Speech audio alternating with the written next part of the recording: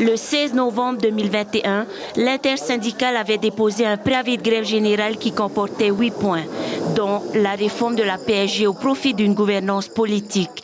6 jours de négociations ardues sur le point le plus sensible, celui de la répartition des sièges. Depuis ce matin, c'est fait. Patrick Gallnon a été élu président du conseil d'administration de la Caisse de prévoyance sociale face à Eugène Somers pour les 5 prochaines années. Il déclare être satisfait de cette nouvelle configuration. Nous avons donc 3 entités au niveau de ce nouveau conseil d'administration. Une entité de personnalité qualifiée nommée par le gouvernement de la Polynésie française, 5 personnes.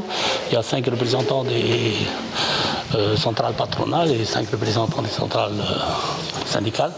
Et je pense que ce comité resserré, on va pouvoir bien travailler parce que, et puis surtout, on est tombé à 15 administrateurs au lieu de 68 lorsqu'on ressemblait les trois régimes. Je pense qu'on pourra mieux travailler. La réorganisation du conseil d'administration devrait permettre à la CPS de travailler plus efficacement. Sur le chantier de la TVA sociale mis en place en début d'année, par exemple, elle devrait rapporter près de 6 milliards de francs d'ici la fin de l'année. Autre priorité pour le nouveau président du CA de la CPS, faire payer à l'État le coût des maladies radio-induites. Je me bats depuis plusieurs années pour que la France prenne ses responsabilités concernant les maladies radio-induites. C'est la CPS qui supporte aujourd'hui l'ensemble des dépenses concernant ceux qui ont malheureusement subi ces effets.